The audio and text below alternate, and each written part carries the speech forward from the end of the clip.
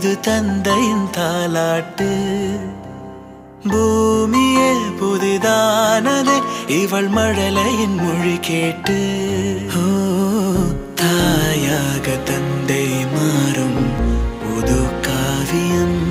ஓ இவன் வரைந்த கிறுக்கலில் இவளோ உயிரோவியம். இரு உயிர் ஒன்று சேர்ந்து இங்கு ஓர் உயிராகுதே. கருவறை இல்லை என்ற போதும் சுமந்திட தோணுதே.